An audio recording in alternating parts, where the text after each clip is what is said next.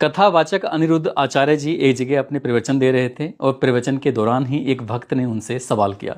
सवाल करते हुए वो कहता है कि गुरुजी राधे राधे, घर वाले मुझसे शादी कराने के लिए बोलते हैं, लेकिन मुझे थोड़ा डर लगता है। हम आजकल देख रहे हैं कि बहुत जल्दी डाइवोर्स हो रहे हैं। जैसे ही ये सवाल सुना जाता है उसके बाद कथावाचक अनिरुद्ध आचार्य जी कहते हैं कि इसका एक ही समाधान है, लड़की 14 साल की होगी और 14 साल की लड़की आपके घर दुल्हन बन के आएगी तो उस समय वो बच्ची होगी। समझ रहे हो ना? लोग फिर जल्दी शादियां करना शुरू कर देंगे क्योंकि अब लड़कियां लाते हैं 25 साल की। क्योंकि अब लड़कियां लाते हैं 25 साल की। अब 25 साल की लड़की 4 जगह वो मुंह मार चुकी होती है, सब नहीं पर बहुत। और वो 25 साल की जब तक आती है तो पूरी जवान होके आती है। जब जवान होके आएगी तो स्वाभाविक है कि वो अपनी जवानी कहीं ना कहीं तो वो उसकी जवानी फिसल जाएगी या जाएगी, उसकी जवानी कहीं ना कहीं फिसल जाएगी। बस ये उन्होंने बोला। उसके बाद सोशल मीडिया के अलग अलग प्लेटफॉर्म पर बहुत तेजी के साथ वायरल होना शुरू हो जाता है। इधर वायरल हो रहा था, एक पूर्व आर्मी ऑफिसर होती हैं जिनका नाम खुशबू पाटनी होता है। इन्होंने 30 जुलाई 2025 को इसके जवाब में एक वीडियो जारी कर दिया। कहता है कि 25 साल मतलब 25 साल से जो लड़कियां हैं, 25 साल के ऊपर वाली लड़कियां हैं, सारी नहीं, कुछ जो लिव इन में रहती हैं वो मुंह मार के आती हैं।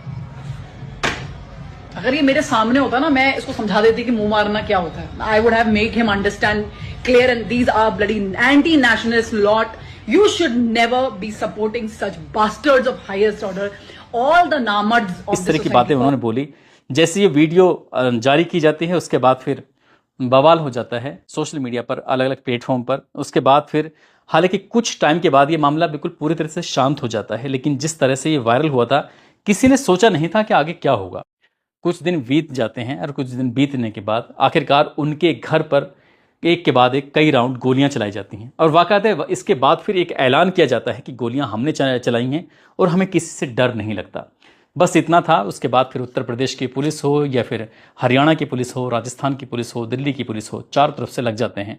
वो जो गोली चलाने वाले दो थे वो पकड़े जाते हैं तो गोलियां लगती हैं और गोली लगते ही वो ढेर हो जाते हैं। पूरी कहानी क्या है शुरू से आखिर तक, कैसे वो आए थे, कैसे वो पकड़े जाते हैं, आज की इस कहानी के माध्यम से यही जानने की, यही समझने की कोशिश करते हैं।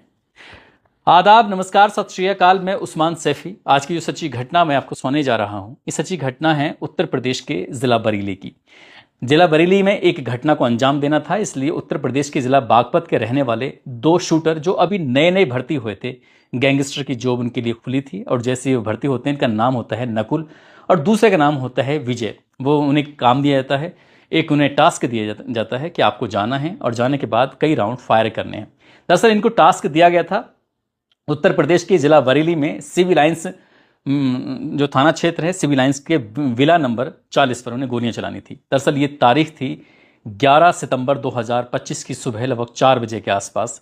वो जाते हैं बाइक पर, अपने जाने के बाद बिल्कुल घर के ठीक सामने से, बजाय वहां रुकने के गलती से, गलतफहमी के चलते उनकी बाइक थोड़ी आगे चली जाती है, करीब 100 मीटर दूर जाने के बाद पिस्टल निकालते हैं हीरो गर्दी की तरह और निकालने के बाद एक के बाद एक कई राउंड फायर कर देते हैं। जैसे फायर करते हैं वहां से बड़ा खुश होकर वो वापस आ रहे थे। अब उन जिन्होंने ये काम दिया था, जिन्होंने ये जिम्मेदारी दी थी, दरअसल वो टीवी के सामने बैठ जाते हैं, अलग अलग न्यूज चैनल खोल के देख रहे थे। कुछ लोगों की जिम्मेदारी दी थी कि आपको सोशल मीडिया के अलग अलग प्लेटफॉर्म देखने हैं, देखो न्यूज चल रही है कि नहीं चल रही है। अब सुबह 4 बजे इन्होंने इस घटना को अंजाम दिया। ये 11 सितंबर 2025 की बात है। दिन भर बैठे रहते हैं लेकिन कोई न्यूज़ ही नहीं बनती। बड़े परेशान हो जाते हैं कि ऐसा कैसे हो सकता है कि गोली तो चली थी लेकिन न्यूज़ क्यों नहीं बनी। अब ये पहली टीम थी जो अभी नौसिखिए थे, अभी नई नई जिम्मेदारी मिली थी, वो ठीक से इस काम को कर नहीं पाए। टीम बी का भी पहले से ही इंतजाम था और टीम बी और टीम ए दोनों आपस में मिलते हैं, पूरी कहानी बताई जाती है। हम ऐसे गए थे, हमने गोली चलाई थी, हमने ये काम किया, सारे सब कुछ सही सही बताते हैं। कहते हैं कि तुम ठीक है, अपने घर जाओ, अपना काम करो, अब इस जिम्मेदारी को हम निभाते हैं। दोनों शूटर अपने जो निर्धारित समय सीमा अपने तय करते हैं और निर्धारित समय सीमा तय करने के बाद आखिरकार 12 सितंबर 2025 की सुबह 3:36 के आसपास फिल्म अभिनेत्री जिनका नाम दिशा पाटनी होता है, जो कई फिल्मों जैसे कि MS धोनी की ऊपर जो फिल्म बनी थी उस फिल्म में भी आई थी, बागी फिल्म में भी आई थी, जो मशहूर अभिनेत्री हैं, उनके वो घर के सामने खड़े हो जाते हैं, घर के ठीक सामने खड़े हो जाते हैं। दरअसल जो ये घर है दिशा पाटनी का, इनके पिता का नाम है जगदीश सिंह पाटनी, जो कि उत्तर प्रदेश पुलिस में DSP के पद से रिटायर्ड हो चुके हैं। जो इनकी मां है पद्मा पाटनी और साथ ही बड़ी बहन जिनका नाम है खुशबू पाटनी, जो कि एक्स आर्मी ऑफिसर हैं, जो कि बताया जाता है कि 34 साल की उम्र में वो मेजर के पद से रिटायर हो चुके हैं। वो इस वक्त, इस दौरान जो तारीख थी 12 सितंबर 2025 सुबह लगभग 3:36 के आसपास ये अपने घर में सोई हुई थी। बाइक आती है, एक ने हेलमेट लगाया हुआ है, दूसरा बिना हेलमेट के था। बड़े एकदम ऐसे समझ लो जैसे कि बड़े जिम्मेदारी पहले से निभा चुके हैं। जो पहले आए थे नौसिखिए, उनसे कहीं ज़्यादा ये होशियार हैं, ऐसा उनकी बॉडी लैंग्वेज से, ऐसा उनकी गाड़ी चलाने के अंदाज से ये साबित हो रहा था। घर के ठीक सामने खड़े होते हैं, छज्जे को निशाना बनाया जाता है, एक के बाद एक लगातार गोलियां चल रही थी। 9 राउंड गोलियां चलाई जाती हैं और वो गोलियों के निशान सारी दीवार पर इधर उधर जाकर छप जाते हैं। बस वो यहां से निकल जाते हैं, निकलने के बाद जहां उन्हें जाना था आराम से निकल जाते हैं। लेकिन दिन निकला भी नहीं था, अब ये खबर सोशल मीडिया के अलग अलग प्लेटफॉर्म पर बहुत तेजी के साथ वायरल होने लगती है। जहां देखो हर सोशल मीडिया के हैंडल पर वहां खबर चल रही थी। एक्स हो, फेसबुक हो, ट्विटर हो, या ट्विटर नहीं एक्स हो, या फिर फेसबुक हो, जहां देखो यूट्यूब से लेकर हर जगह यही चल रहा था। न्यूज चैनल पर भी ये वीडियो आना शुरू हो जाता है। अगले दिन अखबारों में अच्छी बड़ी बड़ी खबर प्रकाशित होती है और प्रकाशित होने के बाद फिर ये पता चलता है कि पिछले दिनों अनिरुद्ध आचार्य जी ने जो बोला था, उस पर खुशबू पाटनी ने जो बयान दिया था, दरअसल इसी बयान के पलटवार करते हुए कुछ एक गैंगस्टर हैं जिनका नाम रोहित गोदारा है। रोहित गोदारा ने ऐसा दावा किया जा रहा है कि उनके नाम से एक फेसबुक पोस्ट की जाती है। फेसबुक पोस्ट करने के बाद उनसे ये कहा जाता है कि जब हमारे संतों को कोई इस तरह की भाषा का इस्तेमाल करेगा, ऐसा बोलेगा, तो हम उसे छोड़ेंगे नहीं। अभी तो सिर्फ ये ट्रेलर है, देखना आगे क्या क्या हो सकता है। और ध्यान रखना, पूरी फिल्म ही हस्ती हो या कोई भी हो, वो किसी भी कीमत पर बख्शा नहीं जाएगा। ये रोहित गोदारा, गोल्डी बराड़, जिनका नाम काफ़ी सुना होगा गैंगस्टर की दुनिया में, लॉरेंस बिश्नोई गैंगस्टर की दुनिया में, आजकल पूरी दुनिया में एक बड़ा नाम मशहूर हो रहा है। ये इसका खास गुर्गा है इन दोनों का, जिसका नाम रोहित गोदारा होता है। अब रोहित गोदारा की इस पोस्ट पर पुलिस ने अपनी जांच पड़ताल में जुट जाती है। चारों तरफ दहशत का माहौल था। पिछले साल की बात है, सलमान खान के घर पर भी कुछ इसी तरह का, और सलमान खान के खास दोस्त होते हैं, उनको भी गोली मार कर उनकी हत्या कर दी जाती है। ये इन्हीं गैंगस्टरों ने फेसबुक के माध्यम से अलग अलग बार में इस तरह की जिम्मेदारी ले ली थी। अब ये जिम्मेदारी तो इन्होंने ले ली, लेकिन जब बात एसएसपी अनुराग आर्य के पास पहुंचती है, जो कि बरेली के एसएसपी होते हैं, उन्होंने एसपी सिटी और एसपी क्राइम से बातचीत की। उन्होंने कहा कि भाई इस मामले की बहुत ईमानदारी से जांच होनी चाहिए, देख लेना कोई भी किसी भी प्रकार की लापरवाही नहीं होनी चाहिए। अब क्योंकि मामला सोशल मीडिया के अलग अलग प्लेटफॉर्म पर वायरल हो रहा था, उत्तर प्रदेश की यूपी जो एसटीएफ होते हैं और साथ ही अलग अलग जो पुलिस होती, क्राइम ब्रांच, सभी जो पुलिस होती हैं वो जांच पड़ताल में जुट जाती हैं। लेकिन 14 सितंबर 2025 को आखिरकार जब मामला ज़्यादा हाईलाइट हो जाता है, तो उत्तर प्रदेश के मुख्यमंत्री योगी आदित्यनाथ पूर्व डीएसपी जो दिशा पाटनी अभिनेत्री होती हैं, उनके पिता से बातचीत करते हैं। पिता से बातचीत करने के बाद कहते हैं कि बिल्कुल भी परेशान होने की ज़रूरत नहीं है, तुम्हारे घर पर पुलिस की गारद लगा दी गई है, पुलिस तुम्हारे पूरी रक्षा में रहेगी, तुम्हारी बेटी जो मुंबई में है उसकी भी रक्षा की जाएगी, बिल्कुल परेशान मत होना। साथ ही जो तुम्हारी बड़ी बेटी है उसको भी सुरक्षा दी जाएगी, यानी कि पूरे घर की सुरक्षा दी जाएगी, परेशान होने की जरूरत नहीं है। और जो भी हैं इसके पीछे उनको जल्दी से जल्द पकड़ लिया जाएगा। अब इसके बाद मेरठ, नोएडा, लखनऊ, बरेली, ये तो पुलिस लगी हुई थी इन जिलों की, साथ ही दिल्ली की पुलिस, हरियाणा की पुलिस, राजस्थान की पुलिस, ये भी लग जाती हैं। और 48 घंटे में बरेली के आसपास जितने भी कैमरे लगे हुए थे, लगभग 2500 कैमरों को बड़ी बारीकी से देखा, खंगाल आ गया। पता चलता है कि एक बाइक दिखाई देती है, अपाचे बाइक, एक ने हेलमेट लगाया हुआ है, दूसरे ने नहीं लगाया हुआ है। लेकिन जब बाइक को और थोड़ा करीब से देखने की कोशिश कर रहे थे तो उस पर कोई नंबर प्लेट नहीं थी। लेकिन कुछ और आगे चलने के बाद उस पर नंबर प्लेट लग जाती है। अब नंबर प्लेट लगने के बाद उसका पूरा रूप ही बदल जाता है गाड़ी का। लेकिन पुलिस अपनी जब जांच पड़ताल कर रही थी तो ये देखने की कोशिश कर रही थी कि इस पर DL4XCX 0577 कुछ गाड़ी पर इस तरह का नंबर लिखा हुआ था। लेकिन पुलिस ने जब इसकी जांच पड़ताल करना शुरू किया है, जो और बारीक में जाने की कोशिश की है, तो ये बाइक थी नई दिल्ली सुल्तानपुरी के अनिल पुत्र हवा सिंह के नाम पंजीकृत थी। क्या उनकी बाइक चोरी हुई है या उन्होंने बाइक अपनी मर्जी से दी है, ये तो खैर पुलिस की जांच का विषय है। लेकिन पुलिस अब इनकी तलाश में जुट जाती है कि आखिरकार ये बाइक कौन चला रहे थे, कौन पीछे बैठा था, गोलियां किसने चलाई थी। पुलिस ने जब अपनी जांच पड़ताल करना शुरू किया है तो पुलिस इन सीसीटीवी कैमरों की मदद से पहुंच जाती है रामपुर में अपना पंजाब एक होटल है। उस होटल में जब जाते हैं तो पता चलता है कि दोनों बदमाश तो ये यहीं पर रुके हुए थे। इनके चेहरे अब बिल्कुल साफ सुथरे दिखाई दे रहे थे। अब तक जो 2500 कैमरों में देखा गया था वहां पर साफ सुथरे चेहरे दिखाई नहीं दे रहे थे। अब इसमें पहला नाम निकल के आता है हरियाणा का एक रोहतक है, रोहतक की एक कहनी गांव लगता है, वहां का रहने वाला रविंद्र उर्फ कल्लू, जो कि इसके बारे में जब जांच पड़ताल की जाती है तो 8 महीने पहले इसने लव मैरिज की थी और साथ ही जो इसके पिता हैं वो बिजली का काम करते हैं, ये अपने पिता के साथ बिजली का काम करता है। लेकिन कुछ साल पहले इसने एक व्यक्ति के सर में वो तेजी के साथ रोड मार दी थी, उसके बाद उसकी हत्या कर दी थी, मर चुका था। मरने के बाद ये मामला काफी हाईलाइट रहा, पुलिस ने इसे गिरफ्तार किया, जेल भेजा। लेकिन ये बाद में ये कुछ गलत संगत में पड़ जाता है और ऐसा लगने लगता है कि जैसे क्या आजकल सोशल मीडिया पर जो शॉर्ट लाइफ है ना वो ज़्यादा अपनाने की कोशिश करते हैं। गैंगस्टर की दुनिया, गैंगस्टर के जो बदमाश होते हैं वो खासकर युवाओं को इतना ज़्यादा पसंद आते हैं कि उनके जैसा दिखना, उनके जैसे कपड़े पहनना, उनकी जैसी बातें करना, उनकी जैसी वीडियो बनाना, इस तरह का स्टाइल उनमें नए युवाओं में पनपने लगता है। तो ये भी कहीं ना कहीं बड़े जो गैंगस्टर हैं जो दुनिया भर में आजकल नाम कमा रहे हैं उनके संगत में आ जाते हैं,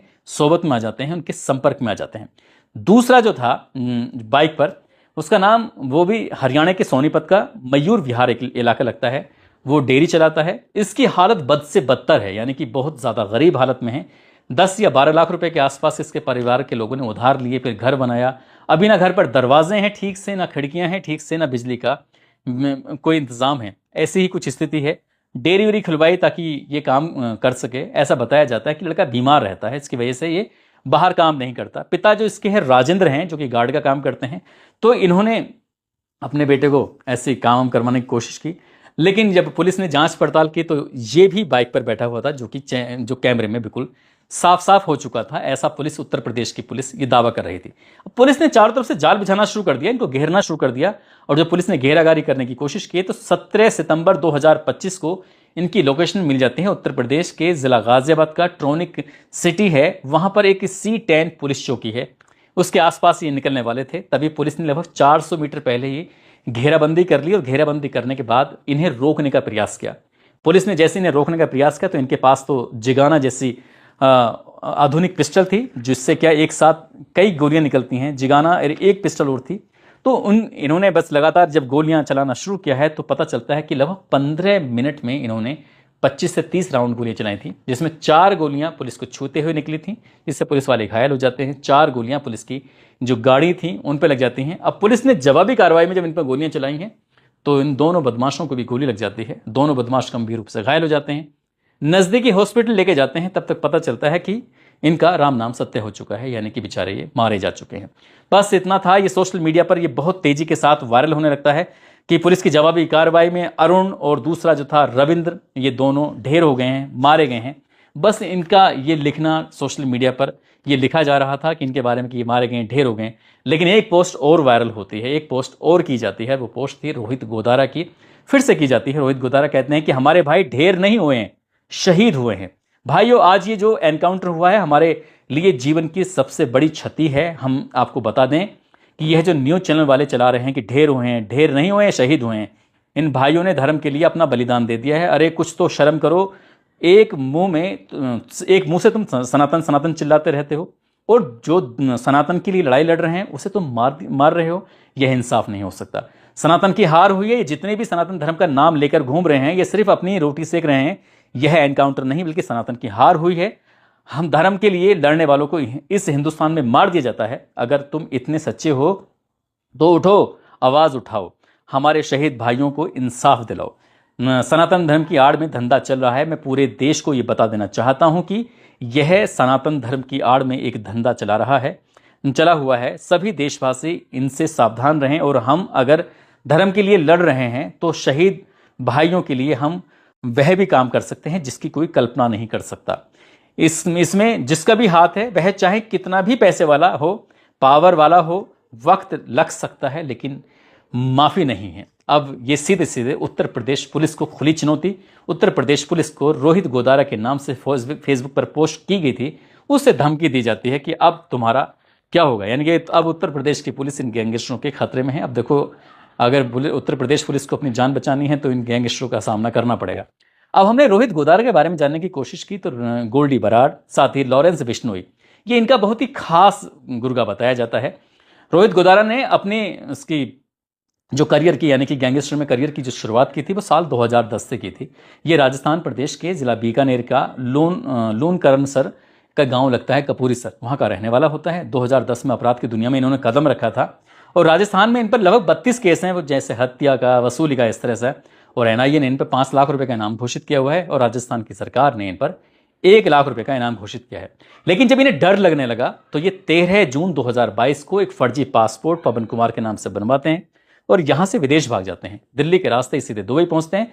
दुबई से अजरबैजान एक जगह लगती है, वहां पहुंच जाते हैं, लेकिन पुलिस ने इन्हें पकड़ लिया था। लेकिन वहां रोहित गोदारा के ऊपर कोई केस वेस दर्ज नहीं था, इसलिए छोड़ दिया। अब ये विदेश में रहते हैं। विदेश में रहने के बाद सोशल मीडिया पर पूरी तरह से एक्टिव रहते हैं।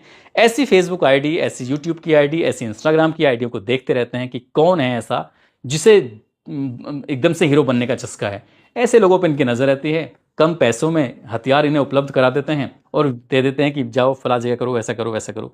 ये बताया जाता है कि दिशा पाटनी के घर पर जो गोलियां चलाई गई थी वहां किसी को मारने का कोई मकसद नहीं था, बल्कि पूरी फिल्म इंडस्ट्री में, बल्कि उत्तर प्रदेश में भी अलग अलग जगहों पर एक मैसेज देना था कि कभी रोहित गोदारा के नाम से अगर कोई फोन आता है या फिर किसी गैंगस्टर के नाम से फोन आता है तो वक्त पर पैसे दे देना, अगर पैसे नहीं दोगे तो फिर इनके जैसा हाल कर दिया जाएगा।